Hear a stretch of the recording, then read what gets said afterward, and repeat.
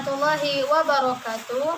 Perkenalkan, nama saya Aisyah Amini, salah satu mahasiswi pada program studi Hukum Tata Negara Fakultas Syariah dan Hukum UIN Araniri, Banda Aceh. Pada kesempatan kali ini, saya akan mempresentasikan sebuah materi yang telah kami pelajari pada mata kuliah Tarikh Tasyri'. Adapun materi yang saya jelaskan pada kali ini berjudul Tasyri' Masa Tabi'in, Tabi'in, Mazhab dan Metode Istinbat Mazhab. Adapun mata kuliah Tarikh Tasyri' ini diampu oleh Bapak Muhadi Khalidi SI MAG. Sebelum mengetahui lebih dalam bagaimana maupun apa yang dimaksud dengan tasyri' masa tabi' dan tabi'in, sebelum itu terlebih dahulu kita ketahui apa yang dimaksud dengan tabi'in dan tabi'in. Tabi'in itu adalah orang yang menyertai sahabat, tidak cukup hanya bertemu saja seperti batasan arti sahabat. Intinya, tabi'in ini tidak hidup pada masa Rasulullah SAW, tetapi hidup pada masa sahabat, di mana pada saat itu para tabi'in ada yang masih sangat muda maupun remaja, dan dapat dikatakan bahwa tabi'in ini merupakan didikan dari para sahabat. Selanjutnya yaitu tabi'in. Tabi'in yaitu pengikut tabi'in, yaitu orang Islam teman sepergaulan dengan para tabi'in dan tidak mengalami masa hidup sahabat Nabi. Tabi'in dikenal juga dengan muridnya tabi'in. Tabi'in juga dapat diartikan orang Islam yang pernah bertemu dengan tabi'in atau menjadi murid dan sampai wafatnya beragama Islam.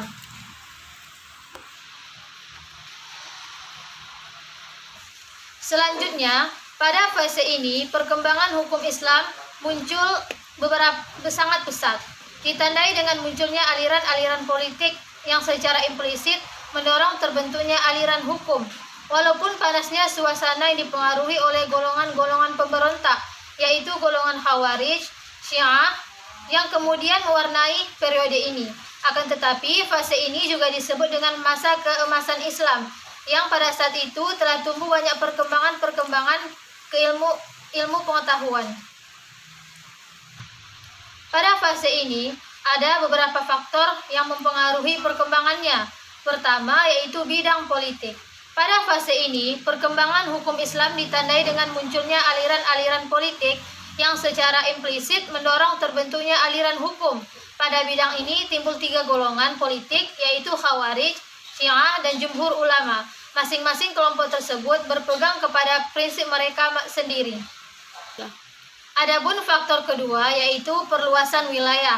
Sebagaimana yang kita ketahui, perluasan wilayah Islam sudah berjalan pada periode khalifah atau sahabat yang kemudian berlanjut pada periode tabi'in. Selanjutnya mengalami perluasan wilayah yang sangat pesat. Dengan demikian telah banyak daerah-daerah yang telah ditaklukkan oleh Islam. Sehubungan dengan itu, semangat dari para ulama untuk mengembalikan segala sesuatunya terhadap sumber-sumber hukum Islam yang sering banyak terjadi perkembangan kebutuhan hukum untuk terciptanya kemaslahatan bersama. Selanjutnya, faktor ketiga, yaitu fahamnya ulama tentang ilmu pengetahuan. Selain telah dibukukannya sumber-sumber hukum Islam, yaitu Al-Quran dan Al-Hadis sebagai pedoman para ulama dalam penetapan hukum, para ulama pun sudah paham betul dengan keadaan yang terjadi, serta para ulama-ulama yang dahulu dalam menghadapi kesulitan-kesulitan suatu peristiwa dapat terpecahkan, sehingga keputusan-keputusan itu dapat dijadikan jurisprudensi pada masa hakim saat ini. Selanjutnya faktor keempat, yaitu lahirnya para cendekiawan Muslim. Dengan lahirnya para cendekiawan Muslim seperti Abu Hanifah, Imam Maliki, Imam Syafi'i, dan juga para sahabat-sahabatnya dengan pemikiran-pemikiran yang dimiliki telah berperan dalam pemprosesan suatu hukum yang berkembang dalam masyarakat. Adapun faktor terakhir, faktor kelima, yaitu kembalinya penetapan hukum pada ahlinya. Berkembangnya keadaan yang terjadi di sekitar membuat banyak permasalahan baru yang terjadi. Dengan demikian, umat Islam baik itu para pemimpin negara maupun hakim-hakim pengadilan mengembalikan permasalahan-permasalahan terjadi pada para mufti-mufti dan tokoh-tokoh ahli perundang-undangan. Pada masa Abu Bakar dan Utsman, sahabat dilarang keluar dari Madinah agar tidak menyebarkan hadis secara sembarangan dan dapat bermusyawarah bersama. dalam menghadapi persoalan-persoalan hukum yang penting. Adapun sumber-sumber tasyri' pada zaman tabi'in, sebagaimana pada periode sahabat-sahabat besar, sumber perundang-undangan juga tidak jauh berbeda. Sumber-sumber perundang-undangan pada periode ini ada 4 macam, yakni pertama Al-Quran, kedua As-Sunnah, ketiga Al-Ijma', dan keempat yaitu Al-Qiyas. Secara umum, tabi'in mengikuti langkah-langkah penetapan hukum yang dilakukan oleh sahabat dalam mengeluarkan hukum. Langkah-langkah yang mereka lakukan diantaranya mencari ketentuan dalam Al-Quran. Apabila ketentuan itu tidak ada, mereka mencari dalam As-Sunnah. Apabila tidak ditetapkan dalam Al-Quran dan As-Sunnah, mereka kembali kepada pendapat sahabat. Apabila pendapat sahabat tidak diperoleh, maka mereka melakukan ijtihad. Dengan demikian, sumber hukum pada masa tabi'in adalah Al-Quran, As-Sunnah, Ijma' sahabat, dan ijtihad. Kemudian, pada masa tabi'in ini, para ulama juga dibedakan menjadi 2 aliran, yaitu Al-Hadis atau Madrasah Al-Madinah dan Al-Hadis Ra'yu atau Madrasah Al-Kufah. Kedua aliran tersebut masing-masing memiliki pendapat dan pengikut sendiri. Di sisi lain, munculnya 2 aliran pemikiran hukum ini merupakan bukti bahwa dalam Islam terdapat kebebasan berpikir dan masing-masing saling menghargai perbedaan pendapat di antara mereka.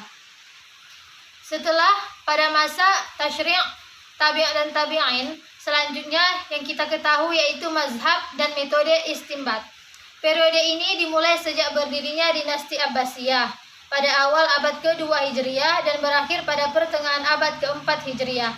Periode ini disebut dengan periode pembukuan dan imam-imam mujtahidin karena pada periode ini usaha penulisan dan pembukuan terhadap hukum Islam mengalami perkembangan kemajuan yang pesat.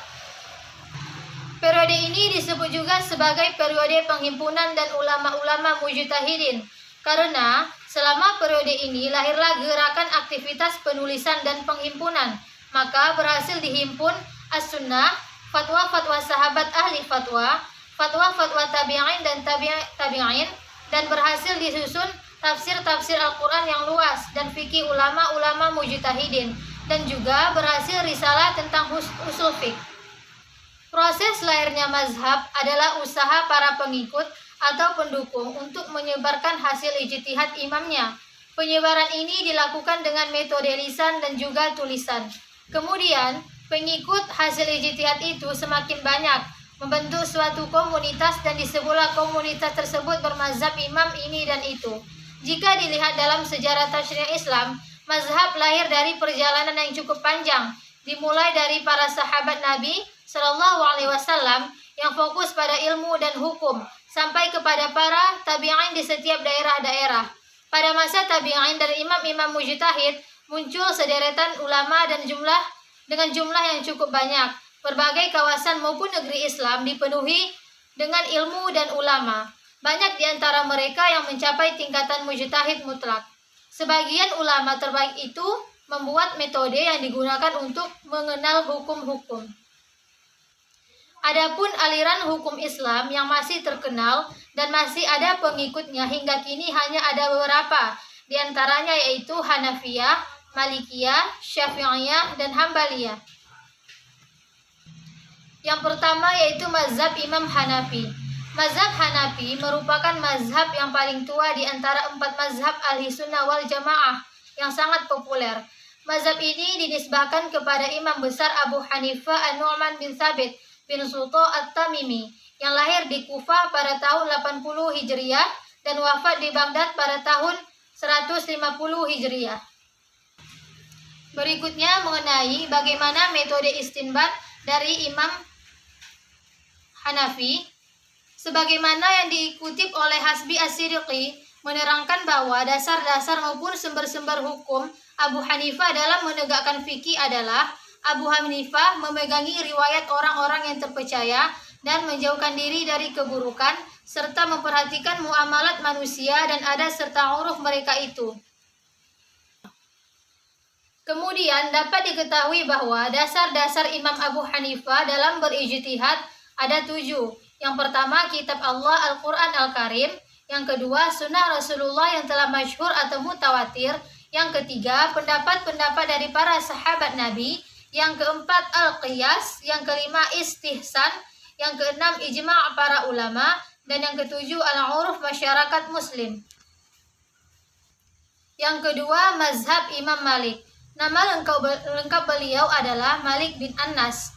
Beliau dilahirkan tahun 93 Hijriah di kota Madinah dan meninggal tahun 179 Hijriah dalam usia 87 tahun. Secara lebih rinci, dasar-dasar istinbat mazhab Imam Malik adalah sebagai berikut. Al-Quran. Al-Quran merupakan sumber utama dan pertama dalam pengambilan hukum, karena Al-Quran adalah perkataan Allah yang merupakan petunjuk kepada umat manusia dan diwajibkan untuk berpegang kepada Al-Quran. Kedua, sunnah Rasul yang beliau pandang sah. Yang ketiga yaitu ijma' para ulama Madinah. Tetapi beliau kadang-kadang menolak hadis apabila nyata-nyata berlawanan atau tidak diamalkan oleh para ulama tersebut. Yang keempat yaitu qiyas. Menyamakan sesuatu dengan sesuatu yang lain dalam hukum karena adanya sebab yang antara keduanya. Yang kelima yaitu maslahah al-mursalah, yang berarti prinsip kemaslahatan maupun kebaikan yang dipergunakan untuk menetapkan suatu hukum dalam Islam. Juga dapat berarti suatu perbuatan yang mengandung nilai baik atau manfaat. Selanjutnya ada Sad az-Zara'i dan terakhir al-uruf atau al-adat. Yang ketiga yaitu mazhab Syafi'i. Al-Imam Asy-Syafi'i lahir pada masa pemerintahan Abbasiyah, tepatnya pada tahun 150 Hijriah atau 767 Masehi di Gaza, Palestina dengan nama kecil Muhammad. Menurut Rashid Hasan Khalil, dalam istinbat hukum, Imam Syafi'i menggunakan 5 sumber, yaitu nas-nas baik Al-Quran dan Sunnah yang merupakan sumber utama bagi fikih Islam, dan selain keduanya adalah pengikut saja. Kemudian ijma' merupakan salah satu dasar yang dijadikan hujah oleh Imam Syafi'i, menempati urutan setelah Al-Quran dan Sunnah. Beliau mendefinisikannya sebagai kesepakatan ulama suatu zaman tertentu terhadap satu masalah hukum syar'i dengan bersandar kepada dalil. Selanjutnya qiyas. Imam Syafi'i menetapkan qiyas sebagai salah satu sumber hukum bagi syariat Islam untuk mengetahui tafsiran hukum Al-Quran dan Sunnah yang tidak ada nas pasti. Selanjutnya istidlal. Imam Syafi'i memakai jalan istidlal dalam menetapkan hukum. Apabila tidak menemukan hukum dari kaidah-kaidah sebelumnya di atas, dua sumber istidlal yang diakui oleh Imam Syafi'i adalah adat istiadat atau urf dan undang-undang agama yang diwahyukan sebelum Islam atau istishab. Yang terakhir yaitu poin keempat, adanya mazhab Hambali. Nama aslinya yaitu Imam Ahmad bin Hambal. Beliau dilahirkan di Baghdad pada bulan Rabiul Awal tahun 164 Hijriah atau 780 Masehi. Metode istinbat Imam Ahmad bin Hambal dalam menetapkan hukum apabila beliau telah mendapati suatu nas dari Al-Quran dan Sunnah yang sahih, maka beliau dalam menetapkan hukum adalah dengan nas itu. Apabila ia tidak mendapatkan suatu nas yang jelas, baik dari Al-Quran maupun dari hadis sahih, maka ia menggunakan fatwa-fatwa dari para sahabat Nabi yang tidak ada perselisihan di kalangan mereka. Apabila terdapat perbedaan di antara fatwa para sahabat, maka Imam Ahmad bin Hambal memilih pendapat yang lebih dekat kepada Al-Quran maupun As-Sunnah. Selanjutnya qiyas. Qiyas adalah dalil yang digunakan dalam keadaan darurat atau terpaksa. Dan yang terakhir, Imam Ahmad bin Hambal juga menggunakan Sad az-Zara'i untuk melakukan tindakan preventif terhadap hal-hal yang negatif. Cukup sekian yang dapat saya sampaikan. Jika terdapat kesalahan, saya mohon maaf. Saya akhiri dengan mengucapkan wassalamualaikum warahmatullahi wabarakatuh.